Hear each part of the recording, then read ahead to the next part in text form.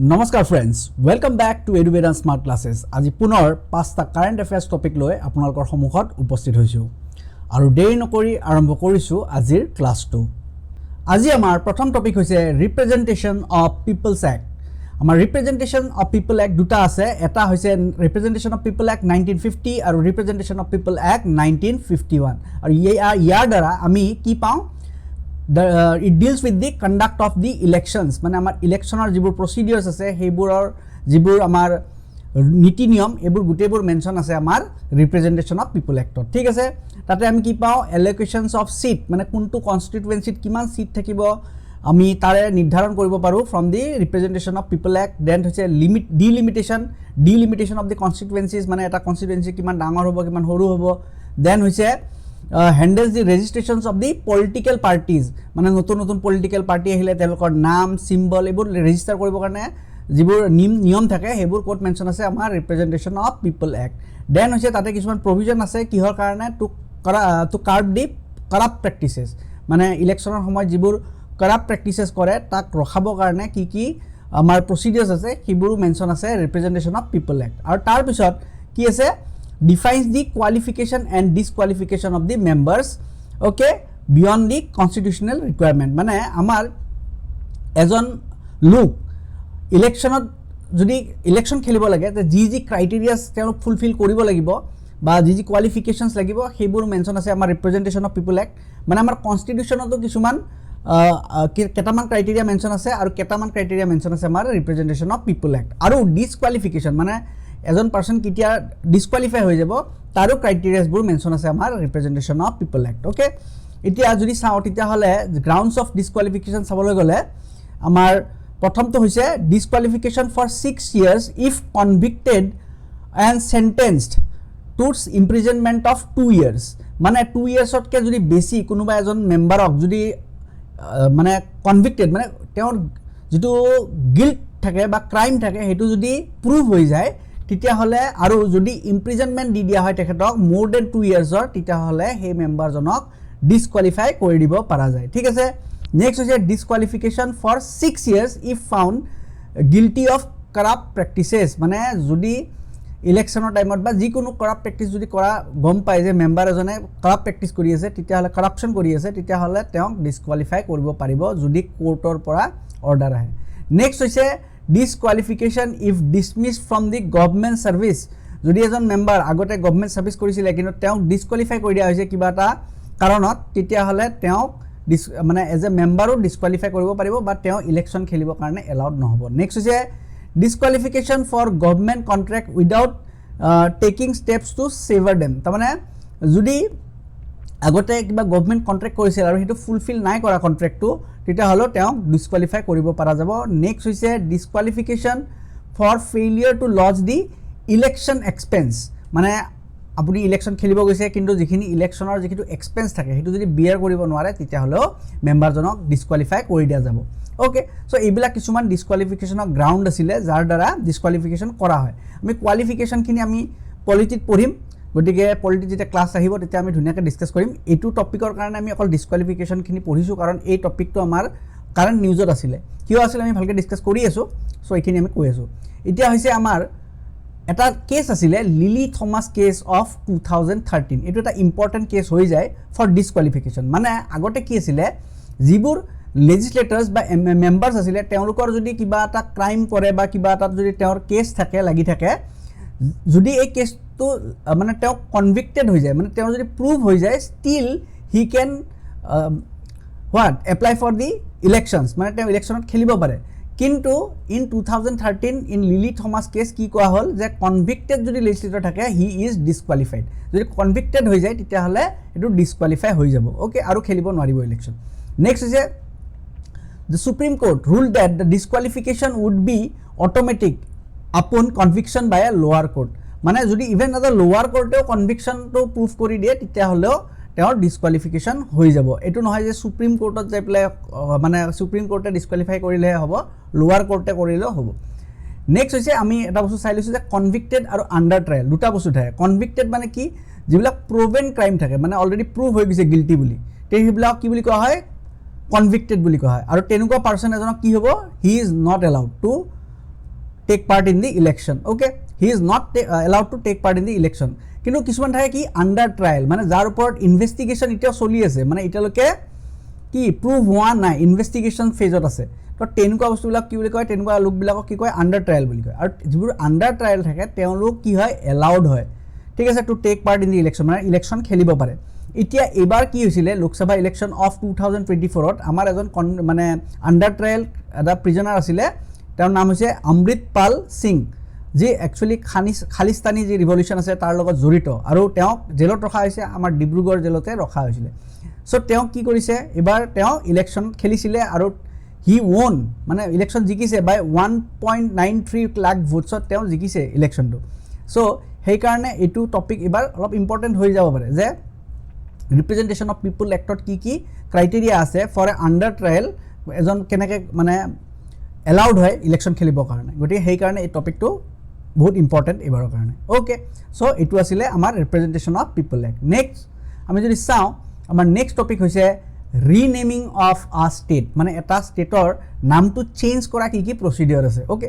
আৰু এইটো কিয় আহিছে এইটো হৈছে একচুৱেলি আমাৰ যে কেৰালা ষ্টেটখন আছে কেৰালা ষ্টেটখনে এটা ৰিজলিউশ্যন পাছ কৰিছে in the state legislative assembly যে তেওঁলোকৰ নামটো চেঞ্জ কৰি এতিয়া কি কৰিব লাগে কেৰালাম কৰিব লাগে কেৰালাম এইটো নতুন নাম হ'ব লাগে অ'কে এতিয়া যদি নাম এখন চেঞ্জ কৰিব বিচাৰে এখন ষ্টেটে তেতিয়া তাৰ দুটা প্ৰভিজন থাকে অ'কে টু কনষ্টিটিউশ্যনেল প্ৰভিজনছ প্ৰথমটো হৈছে প্ৰেচিডেণ্ট ইনিচিয়েট দ্য প্ৰচেছ মানে কি হ'ব এইটো পাৰ্লিয়ামেণ্টৰ দ্বাৰা নামটো চেঞ্জ কৰা হয় এতিয়া কি হ'ব মানে প্ৰেচিডেণ্ট ইনিচিয়েটেড দ্য প্ৰচেছ হ'ব এতিয়া কি হয় bill may be introduce in the parliament on the president's recommendation মানে প্ৰেচিডেণ্টে ৰিকমেণ্ড কৰিব বিলখন পাৰ্লিয়ামেণ্টত উত্থাপন কৰিবলৈ এতিয়া before introduction the president change the bill to the state assemblies for view মানে বিলখন পাৰ্লিয়ামেণ্টত উত্থাপন কৰাৰ আগতে প্ৰেচিডেণ্টে কি কৰে সেই যিটো ছাজেশ্যন আছে সেইটো ষ্টেটখনলৈ পঠায় আৰু তেওঁলোকৰ মতামতটো বিচাৰে কিন্তু এটা কথা হৈছে যে ষ্টেট এছেম্বলিজ যিটো ভিউজ আছে সেইটো not binding on the parliament কিন্তু যেতিয়া মানে বিলখন পাছ কৰিব তেতিয়া যিটো মতামত থাকে ষ্টেটখনৰ সেইটো বাইণ্ডিং নহয় মানে জাষ্ট কনচিডাৰ কৰিব পাৰে যে ষ্টেটখনে কি বিচাৰে বা নিবিচাৰে কিন্তু সেইটো বাইণ্ডিং নহয় এতিয়া যদি ষ্টেটখনে না বুলি কৈ দিয়ে কিন্তু পাৰ্লিয়ামেণ্টে যদি হাঁ কৈ দিয়ে তেতিয়াও বিলখন পাছ হৈ যাব ঠিক আছে এতিয়া তাৰপিছত কি হৈছে দ্য বিল ৰিকুৱায়াৰ্ছ কি লাগে simple majority in the parliament এতিয়া যিখন বিল উত্থাপন কৰা হ'ব সেইখনক এজ আ চিম্পল মেজৰিটি যদি পাছ কৰি দিয়ে তেতিয়াহ'লে ষ্টেটখনৰ নাম চেঞ্জ হৈ যাব চ' এইটো এটা প্ৰচেছ হয় ওৱান অফ দ্য প্ৰচেছ সেইটো কি হয় মানে পাৰ্লিয়ামেণ্টৰ দ্বাৰা কৰি দিছে ডাইৰেক্টলি প্ৰেচিডেণ্টে ইনিচিয়েট কৰিছে আৰু চেঞ্জ হৈ গৈছে নেক্সট আৰু এটা প্ৰচিডিঅ'ৰ হ'ব পাৰে কি এটা হৈছে ষ্টেট ইনিচিয়েটেড দ্য প্ৰচেছ মানে যিখন ষ্টেট আছে তেওঁলোকে নিজে মানে ষ্টাৰ্ট কৰিছে প্ৰচেছটো এতিয়া কি হ'ব state assembly passes a resolution in the for the name change মানে তেওঁলোকৰ যিটো ষ্টেট লেজিছলেটিভ এছেম্বলি আছে তাতে তেওঁলোকে কি কৰিব এটা ৰিজলিউশ্যন পাছ কৰিব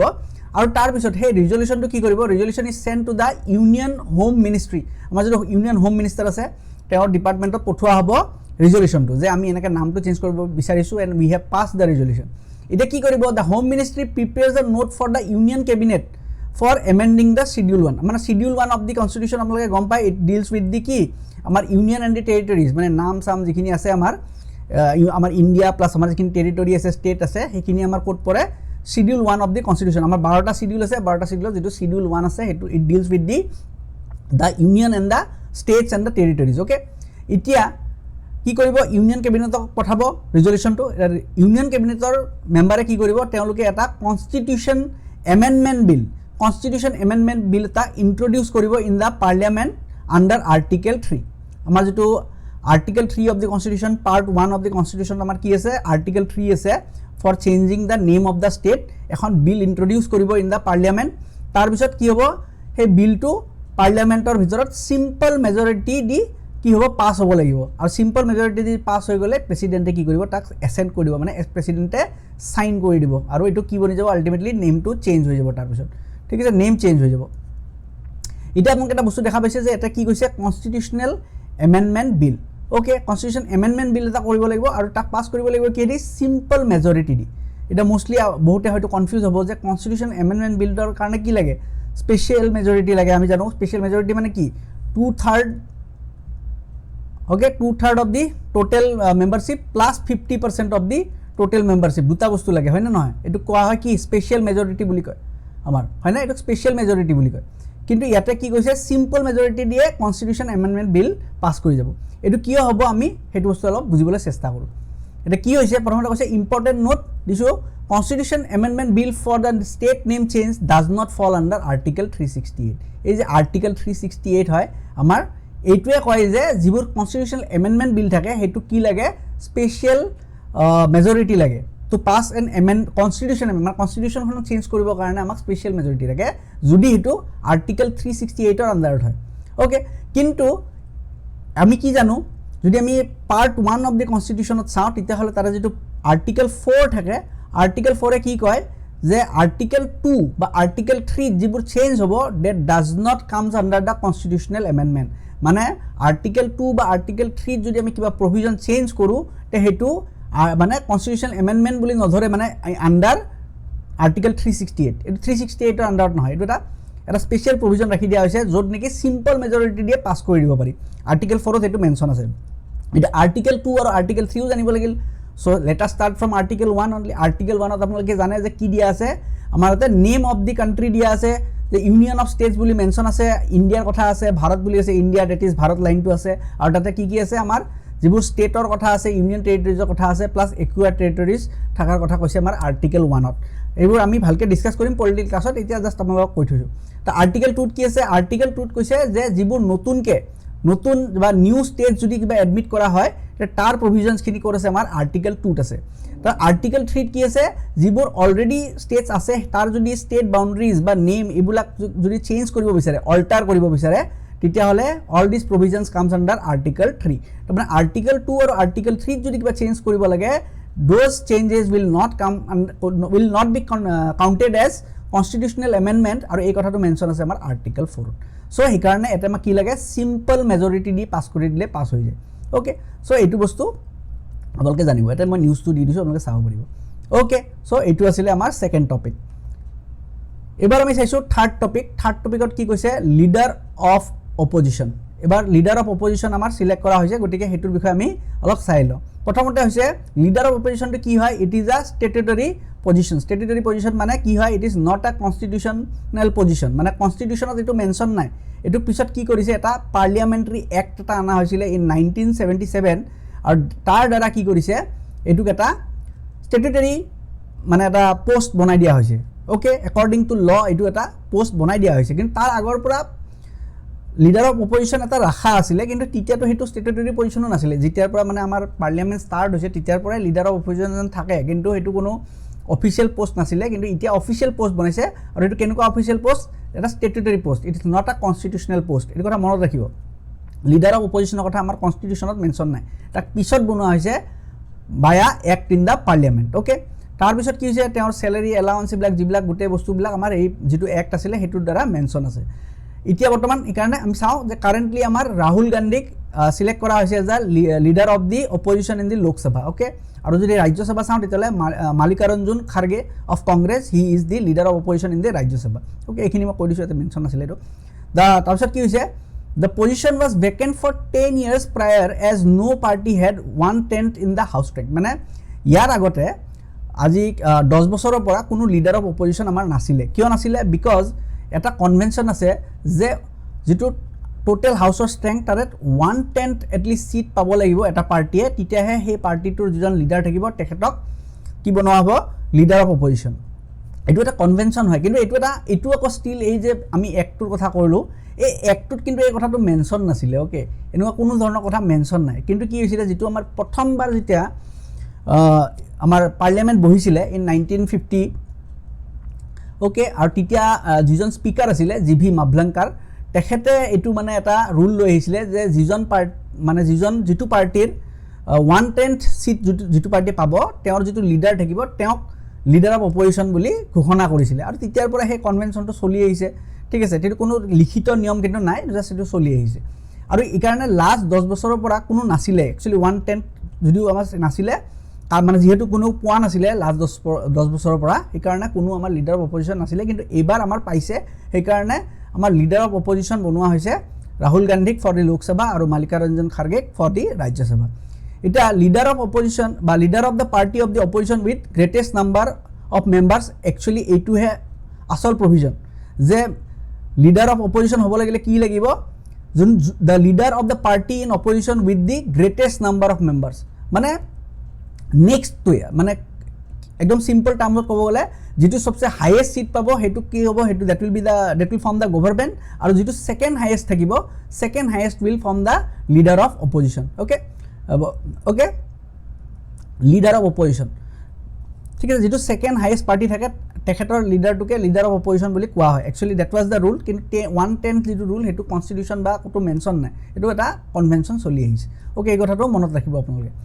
নেক্সট হৈছে কি প্ৰিভিলেজ পায় as a leader of opposition যদি হ'ব লাগে কি প্ৰিভিলেজ পায় আৰু তাৰ আগত এটা বস্তু মেনশন কৰিছো আচ্ছা speaker gives the official recognition এটা as a leader of opposition হেতু ৰিকগনিশ্যন কোনে দিয়ে যেটো স্পিকাৰ থাকিব স্পিকাৰ বা চেয়াৰম্যান থাকিব অফ দ্য ৰাজ্যসভা আৰু স্পিকাৰ অফ দি লোকসভাই এই যেটো ৰিকগনিশ্যন হেতু দিয়ে ওকে এতিয়া যদি প্ৰিভিলেজবোৰ চাওঁ প্ৰিভিলেজ কি আছে seat in the front row left to the chair okay মানে পাৰ্লিয়ামেন্টৰ যেটো একদম প্ৰথম ৰো থাকিব তাৰে লেফট হ্যান্ড সাইডে মানে স্পিকাৰৰ লেফট হ্যান্ড সাইডে যেটো ৰো থাকিব তাৰে একদম ফাৰ্ষ্টত বহিব পাব যিজন লিডাৰ অফ অপজিশ্যন থাকে তাৰ পিছত কি হৈছে escorts the speaker elect to the rostrum মানে যেটা স্পিকাৰৰ ইলেকশ্যন হৈ যায় ফৰ দ্য ফাৰ্ষ্ট টাইম তেতিয়া তেখেতক মানে তেখেতৰ সিটলৈকে লিডাৰ অফ অপজিশ্যনে লৈ যায় এস্কৰ্ট কৰি লৈ যায় তাৰ পিছত নেক্সট হৈছে কি তেওঁৰ পাৱাৰ থাকে participate in the high powered committees for the appointment of মানে এপইন্টমেন্ট কমিটিজ কিছুমান বনোৱা হয় নহয় কিহৰ কাৰণে প্ৰথমটো হৈছে সিবিআই ডিৰেক্টৰক চুজ কৰাৰ সময়ত তেতিয়া সেই কমিটিত কোন থাকিব লিডাৰ অফ অপজিশ্যন থাকিব নেক্সট হৈছে সিবিসি আমাৰ যেটো ভিজিলেন্স কমিশন থাকে তাতে যিজন চিফ থাকিব তেখেতক যেতিয়া এপইন্ট কৰা হয় তেতিয়া হেতু কমিটিটো কোন থাকিব লিডাৰ অফ অপজিশ্যন সিআইসি মানে information commissioner chief information commissioner তাৰছত আমাৰ হিউম্যান ৰাইটস কমিশনৰ যিজন ডিৰেক্টৰ থাকিব গুটেবোৰকে আৰু প্লাস লোকপালৰ যিজন চিফ থাকিব গুটেবোৰক এপইন্টমেন্ট কৰাৰ সময় যেটো কমিটি ফৰ্ম কৰা হয় সেই কমিটিত কোন থাকিব leader of opposition okay next হৈছে 7th ইন অৰ্ডাৰ অফ প্ৰেসিডেন্স যদি প্ৰেসিডেন্স চাও তেওঁৰ যদি মানে কি বুলি কোৱা হয় পজিশন ইন দা ৰেংকিং বুলি কোৱা হয় তেতিয়ালে সোৱা যাব যে 7th in the precedence along with union cabinet minister মানে তেওঁৰ পজিশনটো কোনটো জায়গাত থাকে 7th ইন পজিশন মানে যেটা ধৰি লওক কিতেবা আমাৰ ৰিপাব্লিক ডে সেলিব্ৰেশন হল বা আমাৰ ইন্ডিপেন্ডেন্স ডে সেলিব্ৰেশন হয় তেতিয়া সবকে ভিআইপি গেস্ট বিলাকক বহা কাৰণে এনেকুৱা জায়গা বনাই দিয়ে তো সেই জায়গাৰ মতে যেটো 7th পজিশন থাকিব সেই 7th ৰোড মানে কোন থাকিব লিডাৰ অফ অপজিশ্যন থাকিব ইউনিয়ন কেবিনেট মিনিষ্টাৰ্স থাকিব তাৰছত নেশনাল সিকিউৰিটি এডভাইজাৰ থাকিব principal secretary to the prime minister NITI Aayog vice president আৰু former prime ministers and the chief ministers সেই তেওঁলোকক একেলগে বহোৱা হয় এটা সেম জায়গাত মানে 7th ৰোড বহোৱা হয় okay so that is the মানে অৰ্ডাৰ অফ প্ৰেসিডেন্স ওকে সো এইখিনি আমাৰ আছিল এইটো নিউজটো দি দিছো আপোনালোকে চাই লব ওকে তো সেইখিনি আছিল আমাৰ লিডাৰ অফ অপজিশ্যনৰ কথা নেক্সট আমি চাইছো কিছুমান ৰেংকিংস ওকে গ্লোবাল ৰেংকিংস অফ ইণ্ডিয়া এইখিনি আমি মই দি দিছো কাৰণ এইখিনি প্ৰিলিমছত খুদিলে খুদিব নহলে কিন্তু মেইনছৰ এনসাৰ ৰাইটিংত এইবোৰ বস্তু ইউজ কৰিবলৈ ভাল হয় হেতু কাৰণে মই দি দিছো যাতে আপোনালোকে এইখিনি চাই যাব পাৰে ওকে প্ৰিলিমছত যদি খুদি দিয়ে তেতিয়াও আপোনালোকে কৰিব পাৰিব বা যিকোনো গভৰ্নমেণ্ট এক্সামছতো কামত আহে যিকোনো বেলেগ হল ওকে সো এইটো কাৰণে দিছো এটা যদি চাও যে আমাৰ যেটো নমিনেল জিডিপি ইনডেক্স আছে আমাৰ 2025 ৰ তাৰ মতে আমাৰ ইণ্ডিয়াৰ যেটো ৰেংক হয় হেতু হয় 5th rank okay 5th rank আৰু টপত কোন আছে টপত আছে ইউএসএ মই এনেকৈ দি দিছো ওকে আপোনালোকৰ নোটছটো পিডিএফ পাই যাব আপোনালোকে যদি মোৰ টেলিগ্ৰাম চেনেল চাই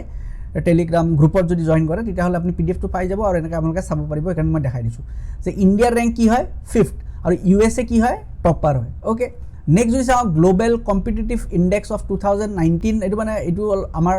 অলপ পুৰণা মানে এটো টাইম বেছিকে লৈ পেলাই ইয়াক আপডেট কৰা হয় সো এটোৰ মতে আমাৰ ইণ্ডিয়াৰ পজিশন হৈছে 68 আৰু টপাৰ হৈছে সিংগাপুৰ ওকে সিংগাপুৰ ইজ দি টপাৰ তাৰ পিছত ইজ অফ ডুইং বিজনেছক আমাৰ ইণ্ডিয়া হৈ গল 63rd আৰু টপত কোন আছে নিউজিল্যান্ড তাৰ পিছত গ্লোবাল ইনোভেটিভ ইনডেক্সত যদি চাও 39th ইণ্ডিয়ান ৰেংক হয় কিমান 39th আৰু টপাৰ কোন হয় সুইজাৰল্যান্ড যদি আমি এক্সপোৰ্টৰ ইনডেক্স চাও আইসিটি সার্ভিস এক্সপোর্ট তেতিয়া তাতে কোন হ'ব ইণ্ডিয়া টপত আছে এটো ওকে ইণ্ডিয়া টপত আছে এটো আইসিটি সার্ভিস এক্সপোর্ট নেক্সট হৈছে human development index okay human development ইনডেক্সত ইণ্ডিয়াৰ ৰেংক খুবে পিছত 134ত আছে টপত আছে Norway okay next global hunger ইনডেক্সত ইণ্ডিয়া আছে 105th পজিশনত আৰু টপত আছে বেলাৰুছ তাৰ পিছতে ওয়াৰ্ল্ড হ্যাপিনেস ইনডেক্স তাতে ইণ্ডিয়াৰ ৰেংকিং হৈছে 126th আৰু টপত কোন আছে ফিনল্যান্ড আছে তাৰপিছত গ্লোবেল জেন্ডাৰ গেপ ইনডেক্সত ইণ্ডিয়া আছে 129ত আৰু টপত কোন আছে আইচল্যান্ড তাৰপিছতে ওয়াৰ্ল্ড প্ৰেস ফ্ৰিডম ইনডেক্স তাতে ইণ্ডিয়া পজিশন খুবেই বেয়া 159ত আছে আৰু টপত কোন আছে নৰৱে ওকে তাৰপিছত গ্লোবেল পিস ইনডেক্স তাতে আছে 116th ৰেংক আৰু টপত কোন আছে আইচল্যান্ড তাৰপিছত ক্লাইমেট চেঞ্জ পাৰফৰমেন্স ইনডেক্সত ইণ্ডিয়া আছে 10th ৰেংকত ওকে 10th ৰেংকত আৰু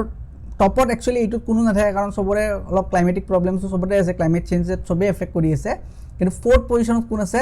ডেনমাৰ্ক মানে প্ৰথম তিনিটা যেটা পজিশন আছে মানে সেই তিনটা পজিশন কি আছে খালি আছে তাতে কোনো নাই তো সবচেয়ে বেস্ট পারফর্মার ডেনমার্কে হয় okay even though it is in the 4th position তাৰপিছত গ্লোবেল টেৰৰিজম ইনডেক্স তাতে ইণ্ডিয়া আছে 14th ৰেংকত আৰু টপত আছে আইচল্যান্ড তাৰপিছত ইন্টাৰনেশনাল আইপি ইনডেক্সত আছে 42nd আৰু টপত কোন আছে ইউনাইটেড ষ্টেটছ তাৰপিছত কাৰাপশন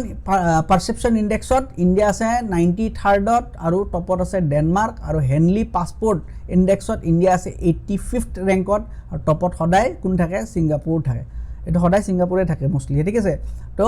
হেনলি পাসপোৰ্ট ইনডেক্সত 85th so these are some of the rankings এবোৰ আপোনালোকে চাই যাব কেতিয়াবা মানে এইটো কোৱেশ্চন সুধিব পাৰে মোস্টলি গভৰ্নমেন্ট এক্সামছবোৰত আহে বেলেগ এক্সামছবোৰত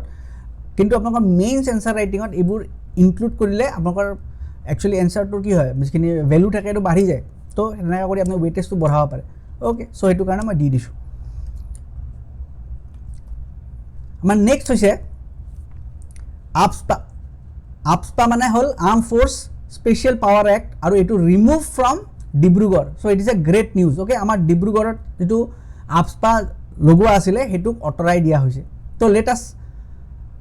try to understand about AFSPA প্ৰথমতে আমি অলপ হিষ্ট্ৰি চাই লওঁ AFSPA নো হয় কি তো